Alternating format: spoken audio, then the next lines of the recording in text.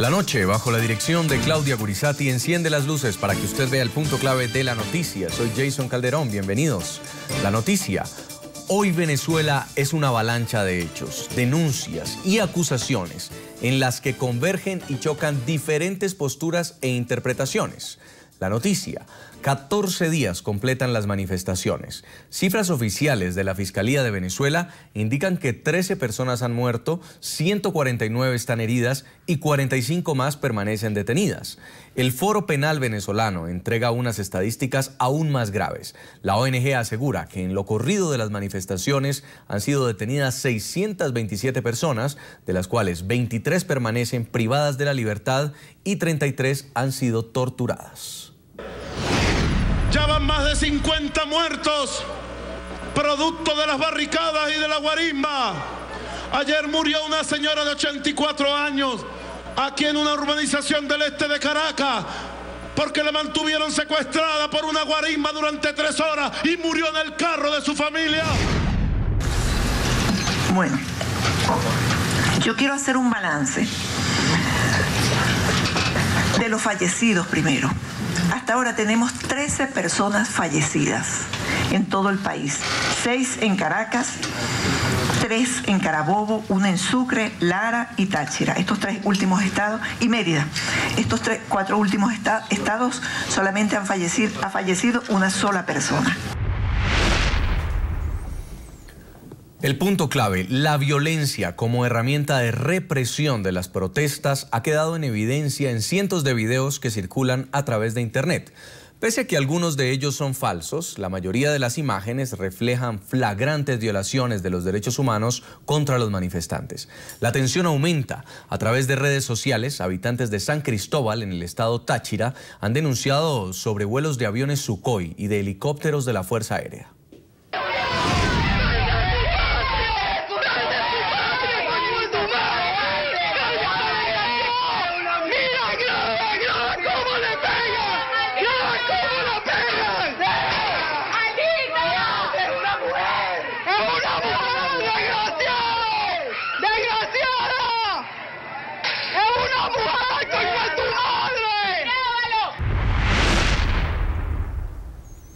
El punto clave, las jugadas del presidente Nicolás Maduro para enfrentar la crisis. Ante las fuertes protestas que crecen con la misma fuerza con la que son reprimidas, el mandatario convocó a la que denominó una Conferencia Nacional de Paz.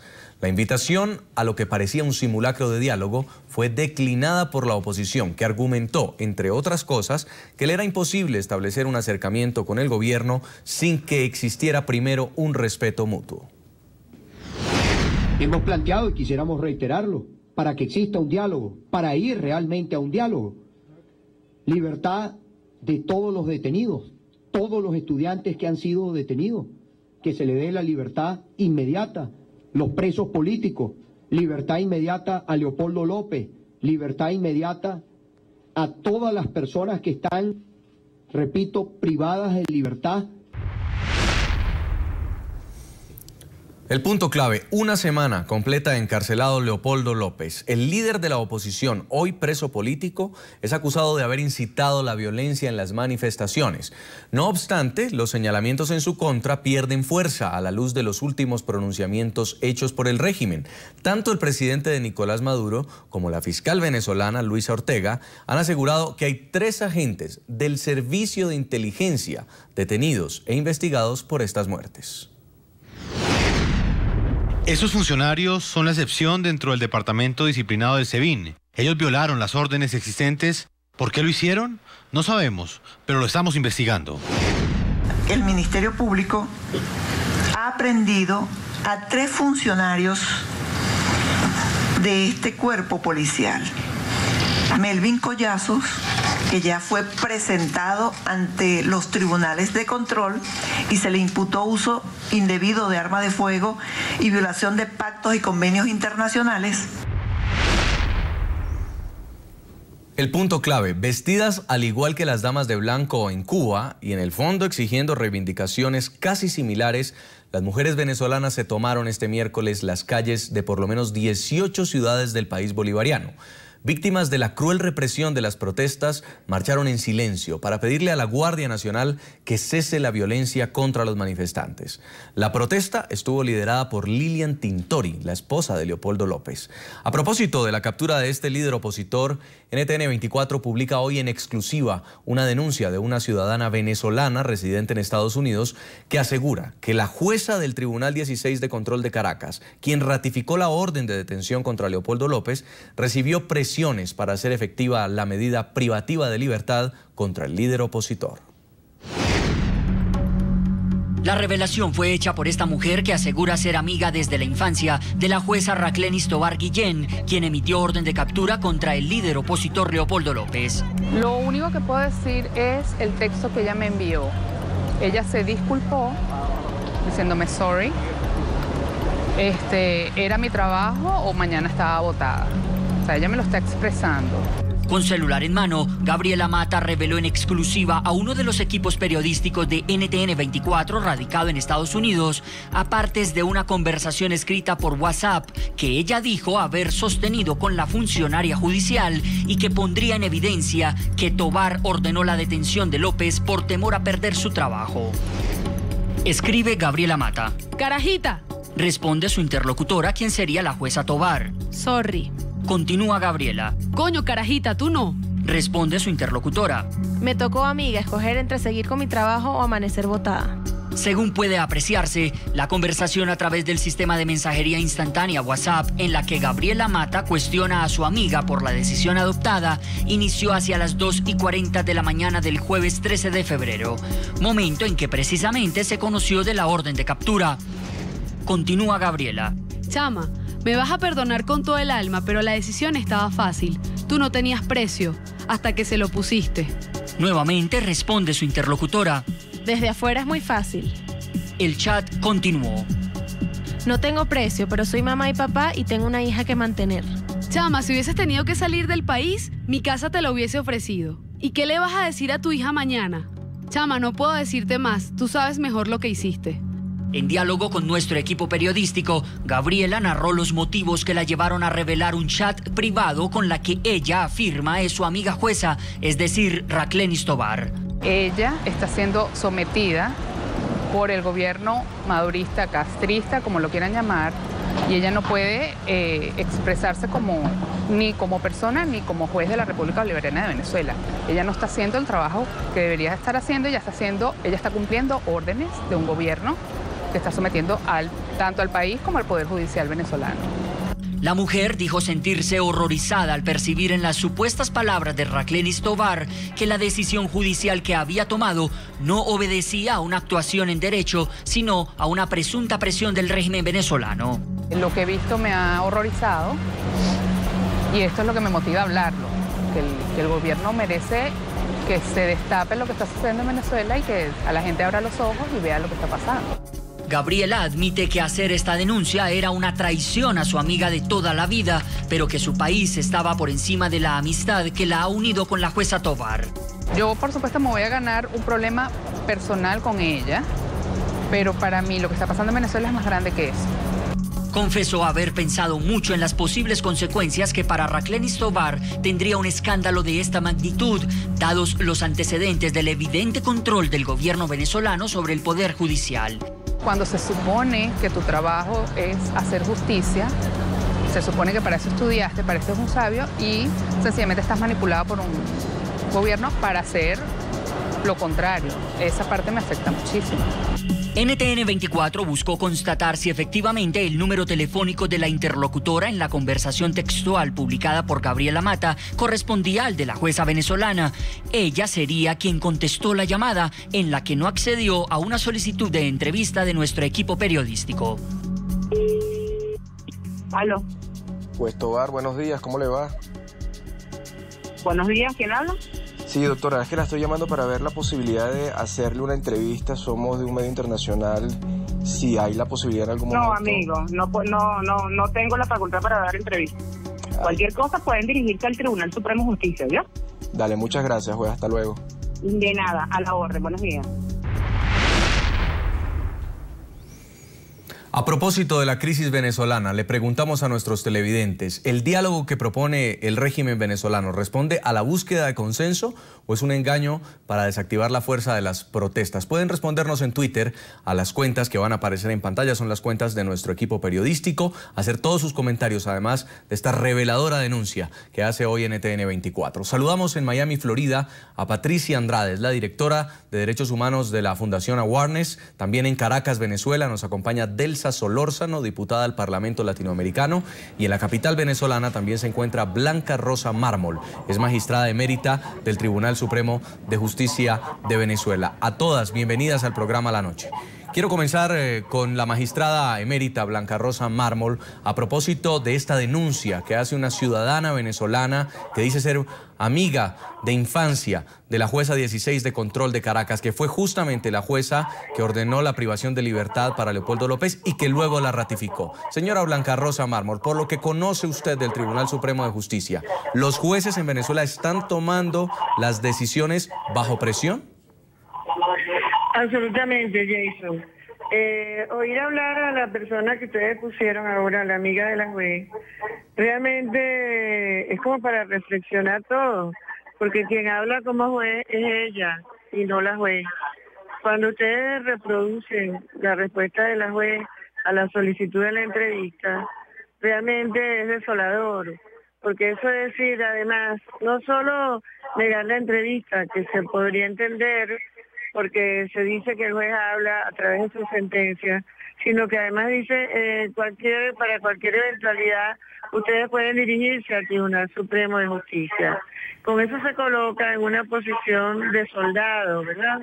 De persona que obedece instrucciones, lo cual es imposible en la posición de juez, porque el juez solamente puede obedecer a la ley y a su conciencia. Indudablemente que en Venezuela está demostrado, ustedes lo están viendo, lo acaban de oír, yo lo oí con ustedes, los jueces tienen miedo. Y en el país donde los jueces tienen miedo, los ciudadanos no pueden dormir tranquilos.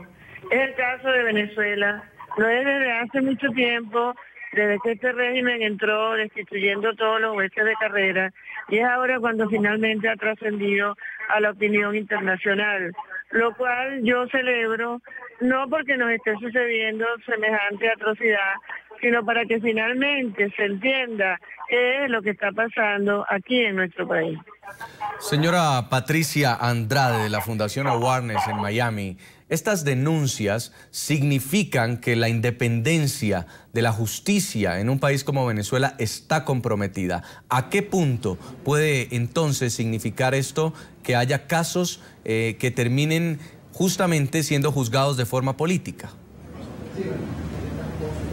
Mira, no es algo nuevo. En los primeros 10 años de la revolución teníamos, digamos, el Poder Judicial para los casos políticos tenía como especie de utilizaba formas donde aparentaba que había independencia en el Poder Judicial. Fue muy difícil realmente poder demostrar a la comunidad internacional que el Poder Judicial se había doblegado al Poder Ejecutivo.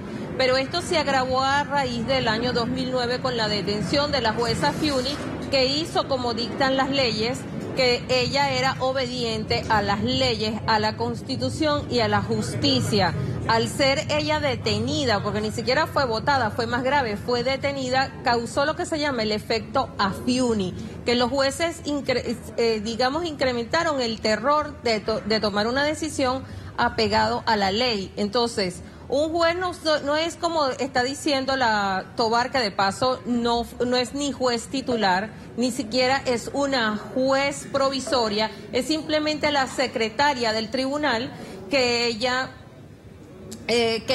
toma una decisión de dar una privativa de libertad contra Leopoldo López, cuando por no ser ella juez, esta decisión está completamente llena de nulidad, está viciada. Señora Andrade, pero entonces, ¿por qué está en el cargo de juez del Tribunal 16 de Control de Caracas?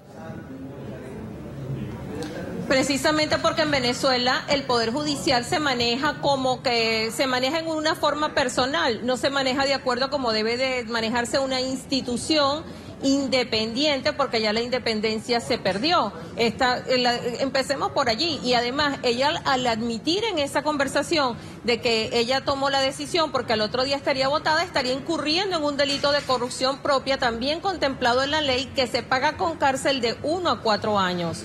Señora Blanca, mira, existe algo en Venezuela, no hay... Perdón. Continúe. Quería decirle que a raíz de la segunda, de que empieza la segunda década de la revolución, ya la revolución se quita la máscara, entonces ya directamente el Poder Ejecutivo encabezado por el presidente, en este caso Nicolás Maduro, ellos dan una orden pública por los medios, fulanito va preso, en este caso fue Leopoldo López, Leopoldo va preso y fue preso. ¿Qué juez en este momento se atreve con el efecto Afiuni y a tomar una medida apegado a la justicia, a las leyes, a la Constitución? Entonces piensan que digamos que lo que pudieran tomar en contra de estos jueces sería aún más grave que en el caso Afiuni. Hay una cosa que quiero dejar claro y quiero preguntarle a la magistrada emérita Blanca Rosa Mármol, ¿qué información tiene de por qué esta señora, la juez Tovar, Raclenis Tovar, si es una secretaria, termina ejerciendo como jueza? ¿Usted conoce algo sobre esto? Sí. Lo que pasa es que ella está en la lista de suplentes del tribunal. Y lo está desde hace unos años. Y ha hecho suplencias en otros tribunales. De manera que ante el reposo al cual está sometida la juez titular, la convocaron para encargarse de la suplencia.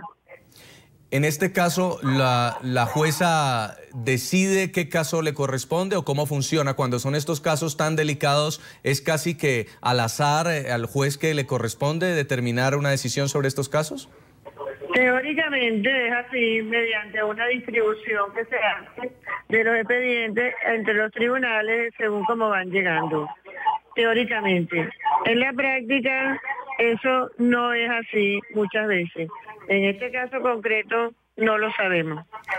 Señora Delsa Solórzano, diputada del Parlamento Latinoamericano, ustedes, los que han hecho oposición al gobierno de Nicolás Maduro, desde un principio dijeron que el caso de Leopoldo López era un caso político. Sin embargo, ante la comunidad internacional se ha demostrado que hay una orden de aprehensión de la justicia venezolana. ¿Usted qué opina? Bueno, es que en Venezuela una orden de aprehensión de lo que ustedes llaman justicia no evita que sea un caso político. En Venezuela no hay separación de poderes. La orden de detención de Leopoldo López la dicta en primer término el señor Nicolás Maduro y la ejecuta el presidente del Legislativo Nacional, como lo es el señor Diosdado Cabello. En Venezuela, efectivamente, esa falta de separación de poderes también se traduce, por ejemplo, en que la audiencia de presentación de Leopoldo López ante tribunales se hizo ante un tribunal militar, fuera de la jurisdicción, de la competencia por el territorio de la juez que actúa, porque esta juez que actúa tiene competencia únicamente en el municipio Libertador y se trasladó hacia la cárcel de Ramo Verde, que queda en el estado Miranda, en otro estado, donde se practica la audiencia de Leopoldo López. Por lo demás, en contra de Leopoldo no hay ninguna prueba. Es decir, lo que determina que un caso sea político o no es que medie una orden judicial, sino toda una cantidad de características que lo convierten en un caso de carácter político,